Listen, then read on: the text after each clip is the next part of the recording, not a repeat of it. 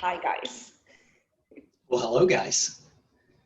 We're going to give people just a couple of minutes to join. I see you started this at 11:20 a.m. Central Time to give folks just a few minutes to kind of join up before we kick this off.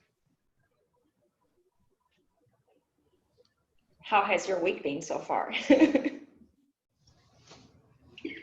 Well, I think for at least two of us, our air conditioners broke this week.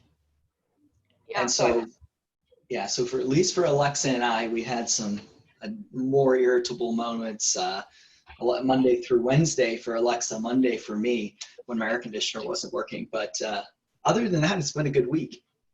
Luckily today it got fixed, so I'm not in the same situation anymore. Thank goodness. That's perfect timing. It's still a little warmer than I would like in New York right now. Yeah, it's been a warm one here in Iowa as well. I think our is really good, guys. We're talking about the weather. This is going great. We're not going to talk about a book today. We're speaking.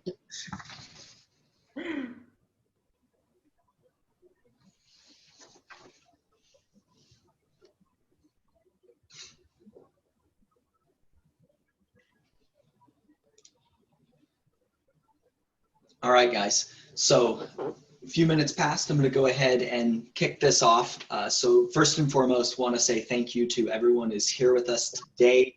It's really good to see y'all and appreciate you being here for this conversation. So today we're here to talk about a book that we recently launched called Undefined World.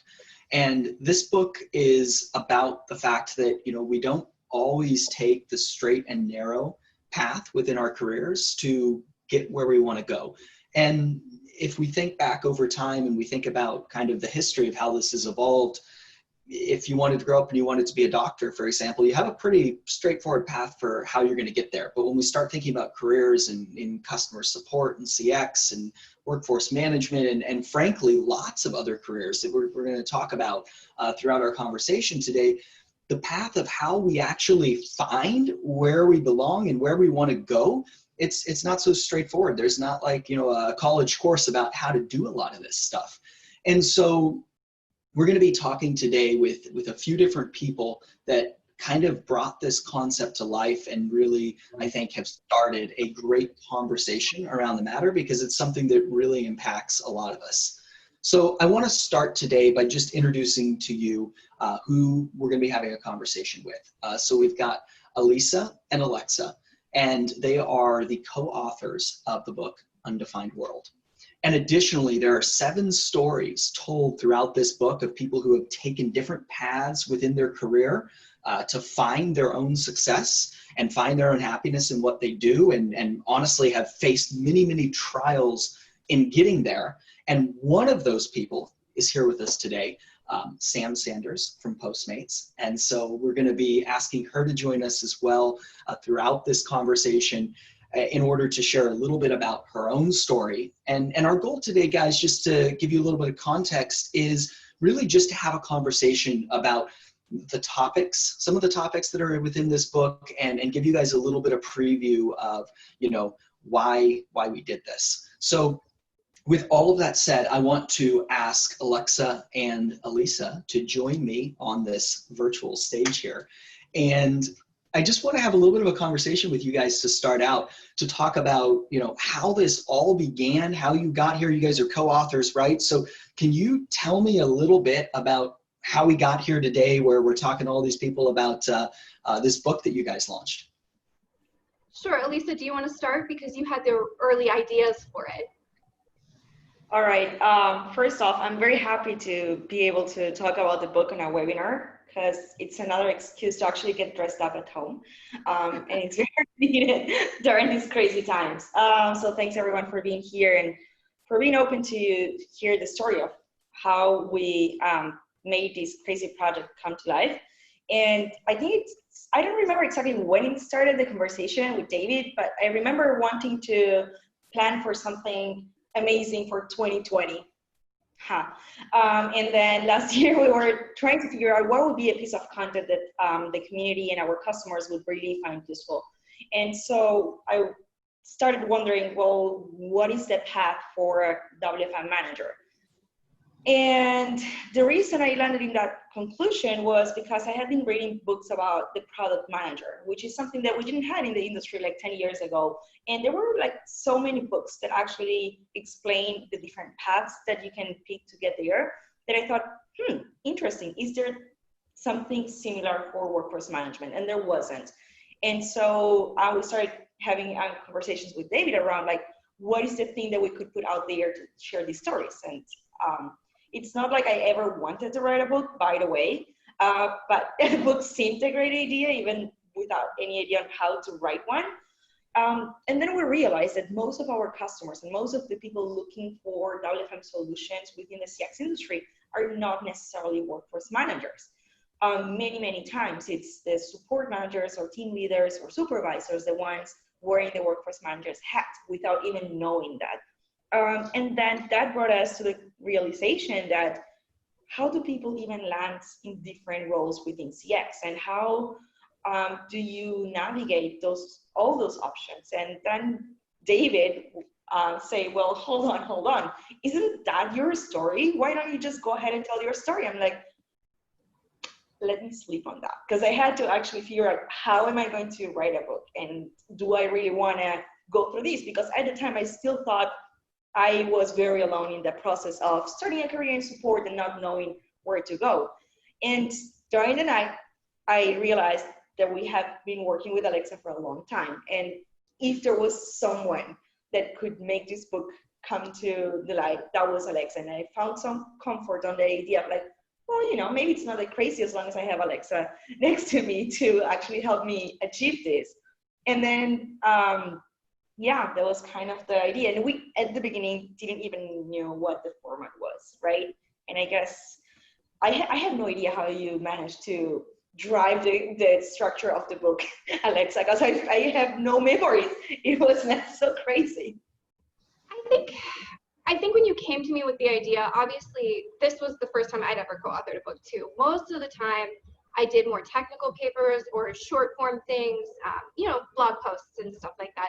Or I edited other people's work, but I had never come from this place of, okay, we have this story to tell, what's the best approach, who should we be including, all of that. And I think it kind of happened collaboratively. I think that you and I, over the course of that time, which was so intense and so crazy because we wrote it so quickly, over that course of those 6 weeks, we really built it together, just through trial and error. So I appreciate so much that you felt confident in me in that way, but it was a new process for me as well. Yeah, it was very intense. I think that's the word. Yeah, guys, I think it definitely was intense. I remember when this idea all came to life, and I remember thinking to myself, okay, you guys are going to do this on top of your full-time jobs that you're already doing. And I remember Elisa had this goal. We were going to like write it in a month, but she was like going to get in a room, or a virtual room, right? We're going to talk about that in a second, because they actually weren't in the same room, but we're going to get in a virtual room together with Alexa. We're going to do this together in like a week, and we'll get it all knocked out. I remember thinking, oh man, I don't know, guys. Yeah, it doesn't sound like a solid plan. Yeah, it didn't, but it kind of been on the way. And then we actually ended up taking like 1 week off. And then during that week, so Alexa was in Japan, I was in Lisbon. And so I would wake up to catch her last hours. Then we'd do these like 6-8 hours Zoom sessions to brainstorm and like share and go back to memories and to experiences and deep dive on that, without really thinking on the writing, but more of like rediscovering all those stories that we went through. And then we actually did that in 1 week, and because we wanted to launch the book in March at Relate in Miami, right? So that happened in November. Then there was a lot of rewriting, and we also figured out in the process that it wouldn't make sense to just share my story, because we knew there were more people out there that experienced similar paths. So we picked some friends like Sam here, and some friends that we are now friends with, but at the time we didn't really know. So and then it was like very fun to see how people that we knew and people that we had no idea, never met, and we just like reached out on LinkedIn like, hey, can we talk to you and like share your story? Because I'm assuming this would happen. And then crazy, like everyone actually had so many common points. Yeah. And I think that's kind of what's beautiful about this, right? Is that in the beginning, Elisa, from talking with you, you were like a little hesitant to share this because you're like, I don't know if, this is going to resonate with anybody. I don't know if anybody else has gone through a similar thing. And then as you and Alexa embarked on this journey, you started to find all these other people with like crazy different stories, truthfully. And we're going to hear from Sam and Elisa here in just a minute about like how they've handled some different things within their careers. And I think you're going to find they diverge a lot. But what we found was there was this like common through line in that so many people would like navigate their paths in different ways of like one thing would lead to another. And traditionally, if we go back, 50 years before we've had this tech boom and we've had a lot of these career paths that aren't so well defined, that would be called not normal. And so I think that's really what's beautiful about this, because this applies in today's society. It applies to so many different fields. Like we're talking a lot about CX and WFM, right? Because we understand that and a lot of us have been through that. But this applies, like Elisa mentioned, it applies to the product field. That position literally didn't exist 20, 30 years ago. And so when something doesn't exist 20, 30 years ago, it's really hard to have that clear direction. And that can be scary. That can be very scary. And so I guess I would just say, guys, I think that by putting this out there into the world, I think you guys are brave for doing that. And I hope that it's helpful. And I hope that other people that have, gone through similar path in their life, maybe it's not exactly the same, but the point is it's okay to kind of navigate around and figure things out and pivot a few times and change and really find what you're passionate about and what you want to do. So yeah, I was really in awe of how willing everybody was to be so candid with their stories. So as the writer, you always hope for that kind of material, but you're aware that people have a lot of sensitivities and it is very hard to put yourself out there in that way. And so I just appreciated so much how open everybody was and how candid they were about their real experience instead of trying to sugarcoat it. Yeah. Really well said, Alexa. And on the note of those experiences and not sugarcoating things, let's jump into it. And I want to ask Sam and Elisa a few questions. And a lot of these topics are explored to some degree within the book, but we're also just trying to kind of set the stages for what you can learn about within this book. So if you have interest in these topics, you can dive in a little bit deeper. So first and foremost, Sam, welcome. How are you doing today? I'm wonderful. How are you guys? All good, doing good here. I had mentioned at the beginning that my AC broke a few days ago. Alexa's did as well, but I am cooled back down. I'm feeling good and appreciate having you here with us today to have this conversation. Thanks for having me. For sure. And Sam, I'd like to start with a question for you. And this is a question that I think might resonate with a lot of different people, but how did you decide to explore a career path outside of management? What did that journey look like for you in your own career? So I actually did originally start chasing after that managerial path. So I started in CX at the wee age of 17, and I started as an agent, learned the ropes pretty quickly, and started moving up the ladder as the normal way per se. And it wasn't until I actually landed at Postmates in another, management role that I had our director at the time reach out to me. And he's like, hey, you're doing really great in this role. And I don't want you to think that that's why I'm coming at you with this, but I feel like you're in the wrong seat. He was like, you're doing really well. He was like, but I feel like you have so much more to offer. He was like, I have a challenge for you. And I was like, cool. And he said, how do you feel about workforce management? And I was like, what's that? And he was like, okay. He was like, so challenge accepted? I was like, sure. So our workforce team at the time was all leaving the company. So one was going on a medical leave. The manager was actually accepting a job elsewhere. So we were just going to be without a workforce management team. So he was like, you have a week to train with the manager before he leaves. And that week turned into 2 days and he had to abruptly leave. So I was just kind of like, cool, we got this. So I didn't know what I was doing, to be completely frank. And I just sat down at my desk. I downloaded all of the manuals online for the software that we had at the time.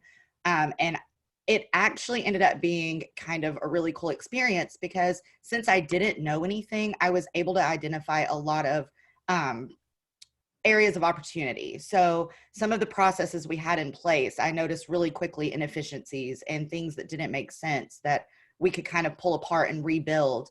And I was lucky that he also was like, I don't know what this team completely does. So he was like, I trust your judgment, and kind of gave me the reins at the time. And then not long after that, we partnered with Tymeshift, and I kind of got to do the same thing with your team and helping build that tool. So it's been a really cool experience to kind of move from that traditional managerial path into workforce management with no idea what I was doing, and then kind of got to learn and develop along the way. Well, thank you for sharing that, Sam. And I'm curious, Elisa, from your own career path, what did yours look like? Any similarities within that? Quite the opposite of Sam's in a way, because I talk about this in the book. I actually wanted to be a ballerina, to include it in all, for like a long time, since I was 3 or so, and I actually got like quite good at it for some reason.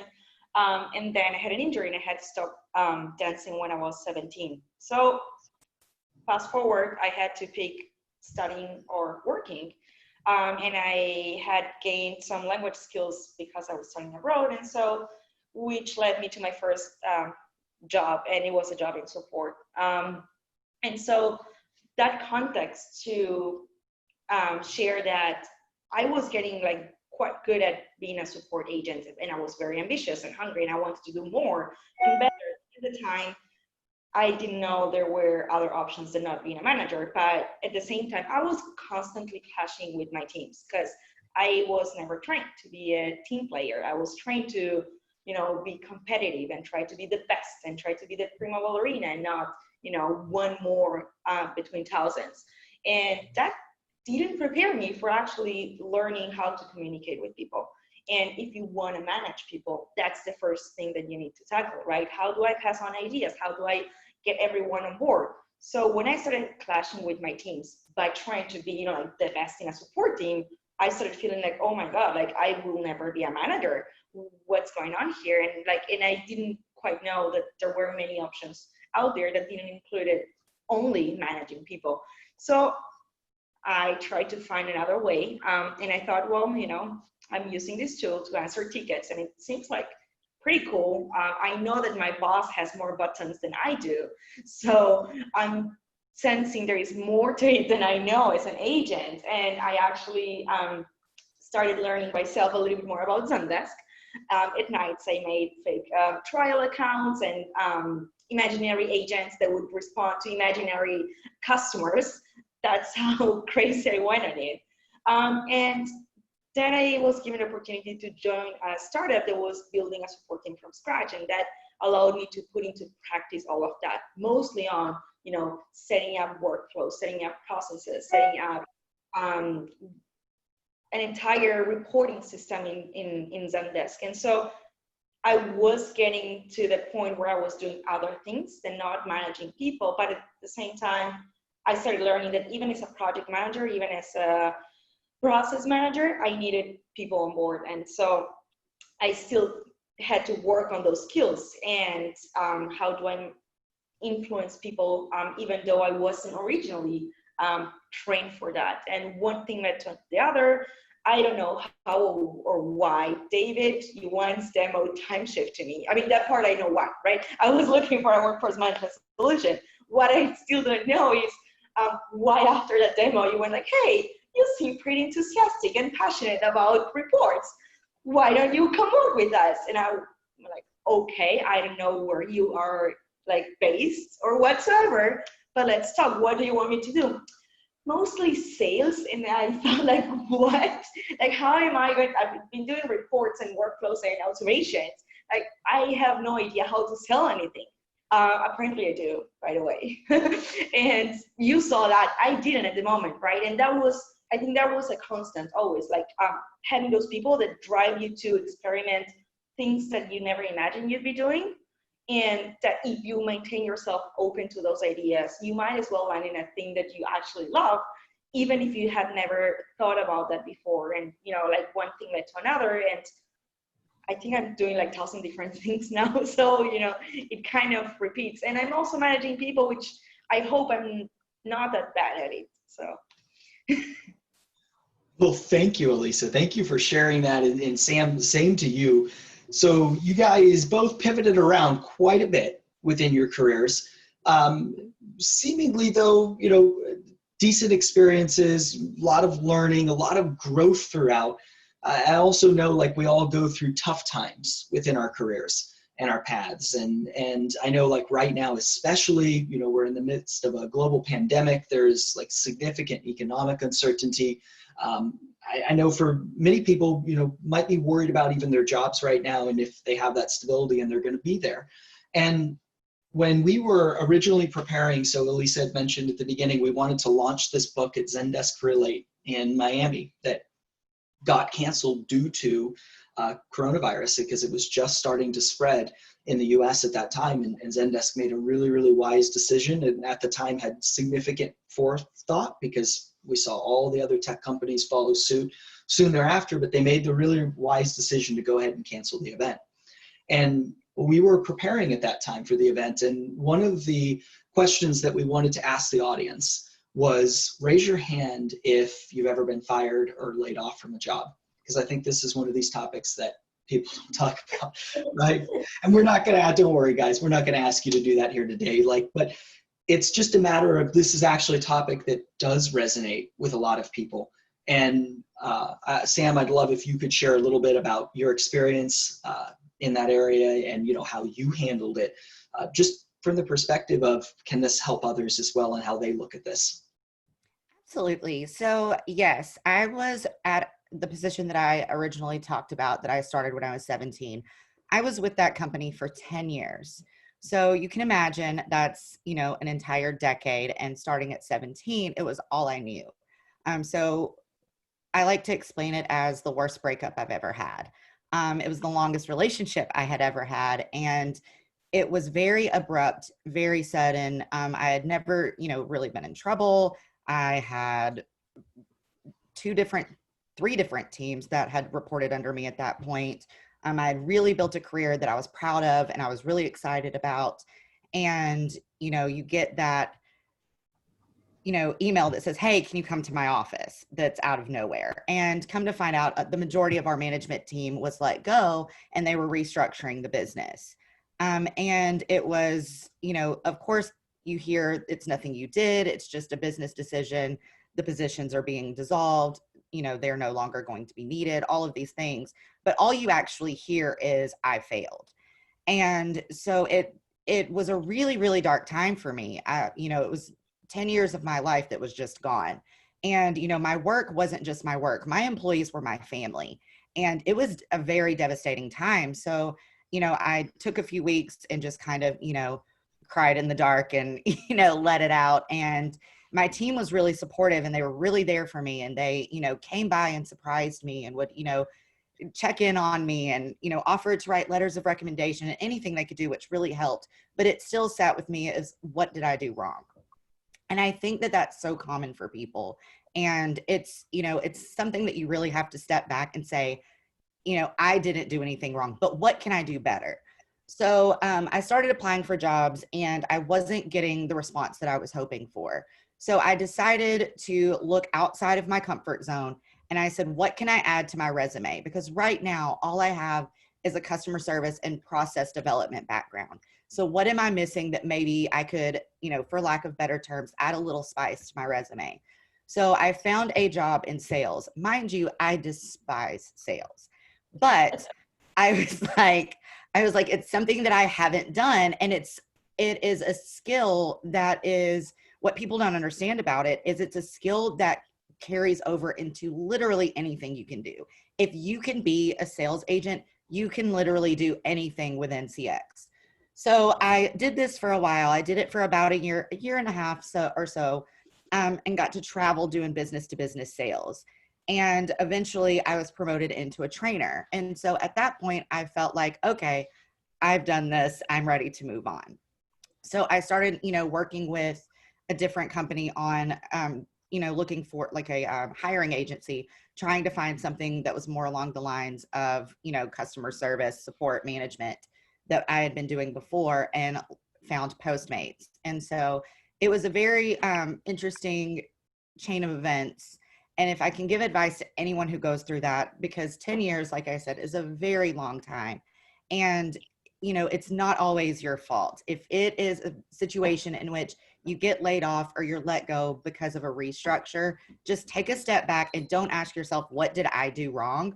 Just say, what can I do better? What do I bring to the table that I can just like amplify it and make it 10 times better to really grow my worth for a company?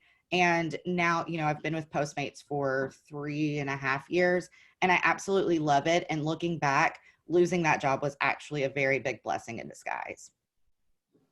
That's really, really good advice, Sam, that you shared for everybody. And I know it's easier said than done, right? But you persevered. It was a tough time. You persevered. You actually used it as motivation to learn and grow from it, become better, grow your own skills. But it didn't change the fact that you felt just a little shitty during that time, right? Like it's still. Yeah, I mean, absolutely. You're going to feel horrible. I mean, I'm a single mom. I now have an amazing boyfriend who is here for me that helps out. But at the time it was just me. I was a homeowner, and I sat there going through all the what ifs, and, it is very much easier said than done, but the faster you can let go of the what ifs and just start saying what's next, it's going to get you through that so much quicker. And it really is. It is a hard thing to endure, but once you do, you're always going to come out stronger for it. You're going to come out smarter. You're going to gain knowledge through that fight, and again, it's easier said than done. But like I said, for me, it ended up being a very, very big blessing in disguise. Well, thank you for sharing that, Sam. I think that's a very good message just to keep in mind. And like you said, easier said than done, but I think getting this type of stuff and this conversation out in the open is what's really important. So thank you for being open to share that. And Elisa, I would just ask from your own perspective, thoughts on this. Have you ever gone through something difficult in your life? No, all butterflies and unicorns. No, oh, yeah, okay. And that's one of the chapters of the book is like fully dedicated to kind of like the topic that we're talking here. And the reason I say it is because I mentioned I lost my career in ballet, right? And that's what I always see as my first, like, losing a job, right? And even if that's something that I started when I was 3 and it finished when I was 17, it was my career. It was what I was dedicating my life to. And when I lost it, I went through a very similar process than Sam did. It was also like the longest relationship that I had ever had with anything. And I blame me a lot because, why did my body get hurt and I cannot continue doing this? And I think that carries on to every job that you might lose, even if it's not your fault. Like, we humans always will do that. Like, what did I do wrong? What can I do better? And then there are like a lot of things that we can react on, and sometimes we are able to react and we pivot and we find something, and sometimes we freeze. And that was like one of the toughest points to work on with Alexa during the process of writing this, because it took me like a long time figuring out what to do from there on, because I had never thought, what am I going to do if this doesn't work? I never prepared for a plan B. And so I was a teenager heading back home. I had no idea what I could study, what I could work on or whatsoever. And so I froze like for years, and I had depression, the whole 9 yards, right? And someone pushed me, happens to be my mom, right? It's like, oh no, you need to do something. And that little push triggered, landing accidentally a career in support. At the time, I didn't even know what it was and all the different possibilities. And so hindsight, it made sense. And it took me to places that I had never expected and created a passion, if not like bigger, is equally bigger than the passion that I had for ballet, right? A few years later, I was very happy working at a startup, learning like crazy.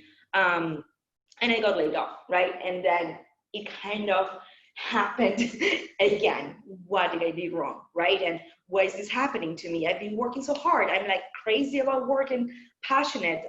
And I guess that the only thing that I could do at that moment was remembering, right? Hold on. If I went through this, if I lost a career that I dedicated my childhood and teenage to do and succeed, and I lost it, and I managed to be happy elsewhere, I think I can find something else, another company where I can allocate all this passion and skills. And it was the worst timing because when it rains, it pours, right? So my wife was laid off because her company got acquired. We were getting married in 3 months. I was laid off as well. But, you know, I think that one of the things that I learned in the process was also like thinking of the perspective of like, well, it's not the end of the world.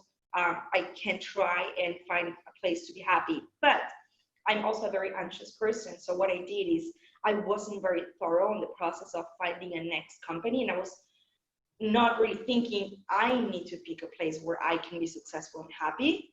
And I just thought I need a place where I can, you know, like join, period. So I didn't do a very thorough job on me picking the company, and I just wanted a company to pick me. And that was a big mistake. And so I lasted like 2 weeks and I was like, oh my God, like this is not for me at all. What am I doing here? So that was another lesson. I learned that, you know, I know economics and all, you know, like not everyone can afford spending a few more weeks to land a new job. But if you can, to the extent that you can, it's also a moment where you can really decide, like, hold on, I know I need a job, but I'm also in a position where I need to make sure that I will be successful and happy in that whichever company I go next. And it's a very hard exercise to do because you feel vulnerable, you feel that, you know, time is ticking and that you need to move fast. But sometimes it's worth balancing that out, because in the end, if I look back to that moment, I ended up taking longer to find a company where I would then spend a few more years than if I would have taken a few more weeks to find it directly and then not go through the process of like, what am I doing? It's like, this makes no sense. So it's a place, it's a moment where we really need to balance what do I want and what do they want from me, and find a balance out there.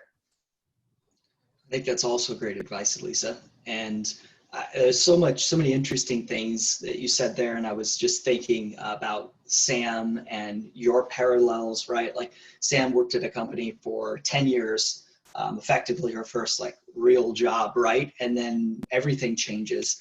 And then she says, how can I like grow my skills? So she actually did that like thoughtful exercise of taking the time to, okay, how can I grow my skills? And Lisa, you feel like you kind of made that mistake in your own path where you're just like, crap, what do I do?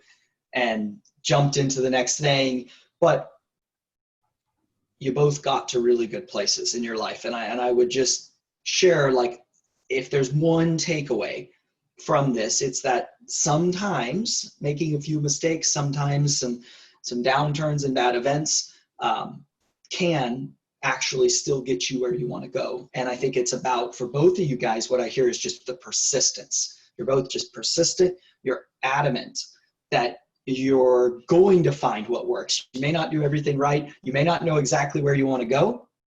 Most of us don't, I think, nowadays, and that's okay. That's okay, right? But you're adamant that you're going to find that place.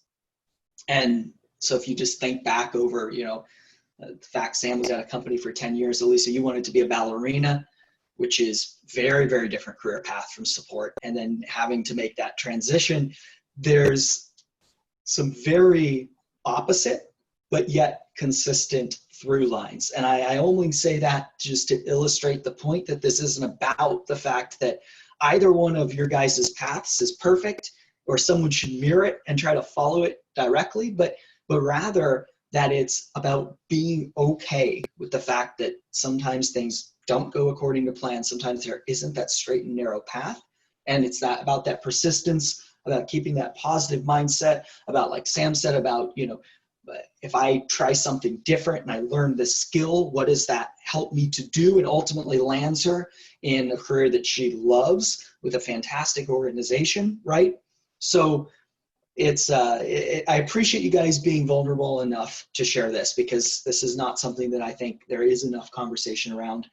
And I want to go to one other just quick thing. Elisa, you mentioned like there was someone that gave you a push, and in this case, it was your mom.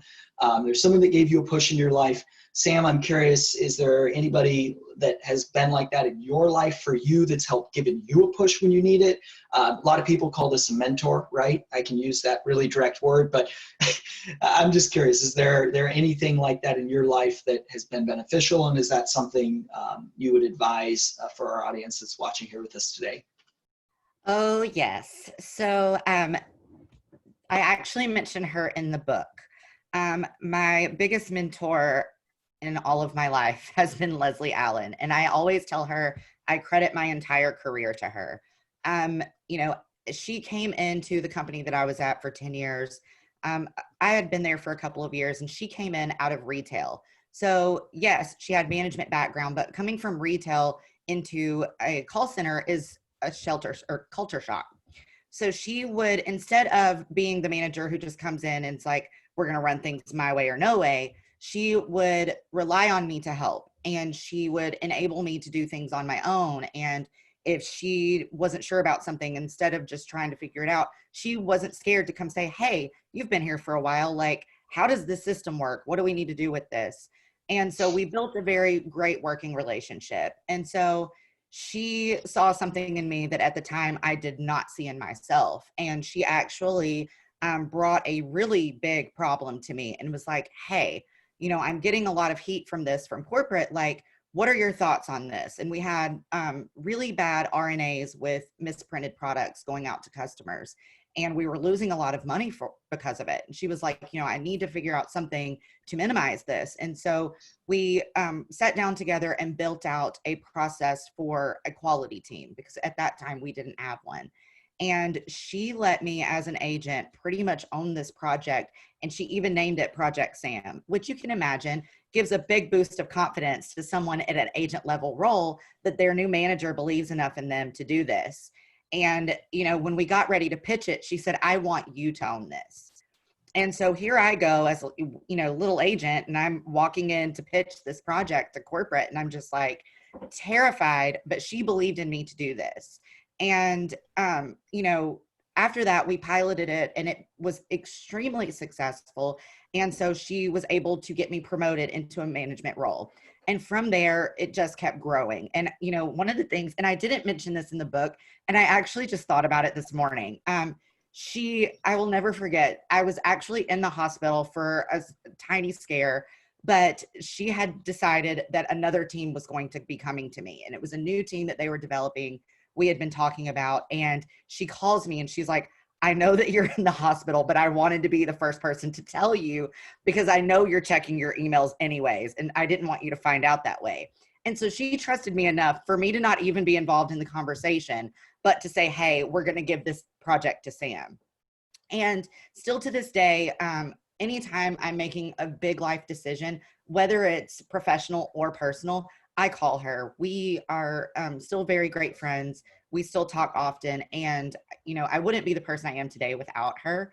So, you know, when you read the book, you're going to hear a lot about her. If you ever get the chance to actually meet her, you won't regret it, because she is an absolute delight. So if she's watching, big love. That's beautiful. That's beautiful, Sam. And I think it's so rare to find someone that's selfless like that. And I was She's just not selfless. Don't give her that. not, Don't give her that. you can't go that far. Okay. But no, All right. she is. But she is the type that she's so intelligent that she is willing to instill that in other people versus just trying to take the credit for herself. And that's one thing that I think managers really lack, and something, you know, that I've got to see it for both ends in my, you know, long stint here in CX, is you're going to have the managers that want that. They want to build their teams up. They want to watch their teams get promoted. And, you know, then you have the managers that want to take all the credit for themselves. And want to do everything on their own and they don't want to ask for help, and they would rather, you know, work as a big ball of stress all of the time than to instill those and enable those. And I think that that's really cool because she passed that trait down to me, and I was able to develop really awesome teams. And I still have relationships with a lot of my old employees and things like that because of the relationships we were able to build. Yeah, and I think that's like really the point, right? There's a book called Multipliers, and I was just hearing somebody talk about this the other day, but a lot of people just don't have their own shit together, right? And a lot of managers don't have their own shit together. And they don't take the time to actually care for the people that are under them and really help them to progress and be better. And so what you said really struck a chord, Sam, in that, like, she's realizes, hey, I'm intelligent, I'm confident, I can be successful with what I need to do. I don't need to, you know, take all of that reward for myself. I don't need to have all of the spotlight for myself. So instead of trying to be this like amazing star, she's building all these stars around her and letting them speak for themselves. And we just don't see that very often. I think that's true. Maybe selflessness, maybe that's going a little too far, right? Because at the same time, when you're a great manager, you actually are seen for that. You're seen by your people. You're seen by other leaders as someone who's capable of leading. And so I think that's just a beautiful story you shared. Thank you very much. And we are running actually a little bit out of time, guys. And this has just been such an amazing conversation. I kind of got lost in it. And I hope that our audience today has enjoyed it as much as I have. Elisa, I want to give you 15 seconds. Do you have anything you want to share on this topic? Well, on the topic of the mentorship. Yeah, mentorship or anything else for that matter. I just want to share that sometimes mentors come from the most unexpected places. I think that right now, and I hate to say this in front of you, so just like close your eyes and stuff like that. Like this. For the past years, like my boss, who happened to be you, has been my mentor. But I also remember back when I was at that startup where I was let go, there was this person that kind of like seemed like a tiny Steve Jobs, right? Like a very tiny genius. And I was struggling with I will never be a manager, right? And I don't even know why that is. I had only had bad examples of management, and then he kind of like emailed me his thesis, which was called, I think, Leading Teaming, and it was based on evidence from jazz and how jazz combos don't have like this one leader all the time, and they share leadership and dual leadership and stuff like that. And I didn't realize until way after that was a seed he planted in my head that would change the entire way of how I see organizations and the capabilities of leadership within any organization. So looking back, that was my first mentor. I don't think he knows that, but yes, he was. And that tiny seed that he put in my head was actually what transformed a lot of things within how I would work from there on and what I would expect to find in managers in the future as well. And then you came up, and I don't know why, but you've been a great mentor so far. No pressure. Yeah, thank you for the kind word. I truly do appreciate that. And guys, like I mentioned, we are running out of time today, but this has been an amazing conversation. I want to sincerely thank both of you for being open to share this. Alexa, I want to thank you for helping to bring this to life. And Alexa, to kind of close us out, do you want to actually share any thoughts before we wrap up today? I just want to encourage people to whatever path you're on right now, whether it started in CX or there's any sort of support component or not, just wherever you are, if it's not where you feel like you should be, explore that feeling, but don't judge yourself for it. I think that's one of the things I learned from all of these people's stories, is that it's so easy to beat yourself up and say, I could have done better, or I got fired, or I got laid off. But like Sam said, just find your next step and keep going and be persistent, but be kind to yourself at the same time. Don't force it. Because then you'll, like Elisa said, end up somewhere else that you're not thrilled with necessarily. Also, I'd like to note that we just launched the audiobook on Audible, and so as a visually impaired person, that was really important to me. Thank you guys for agreeing to do that project. But so now it's Kindle, hardcover, and on Audible. That's it. Yeah, Thank you. Thank you, Alexa, and thank you for listening to me for hours and for actually managing to get this out to the world, and for all those hours also learning about more stories like Sam's and all the other folks that are not here sitting, but that also agree to share their stories. You guys are amazing. And yeah, we'll be following up with the link to get a free copy of the book. And if you prefer any of the other versions than the hardcover, let us know. We're happy to share a few different options with you. And thank you, everyone. Thank you all for being here with us today. Really appreciate it, guys. Thank you to Sam, Elisa, and Alexa. Hope that you have enjoyed this conversation here today. And if it's of interest to you, grab a free copy of the book. Let them know what you think. They would love to hear your feedback. And on that note, guys, I hope that everybody has an awesome remainder of their week. I hope everyone stays safe. Take care of each other during these crazy times. And on that note, we will see you all soon. Thank you, guys. Bye, guys.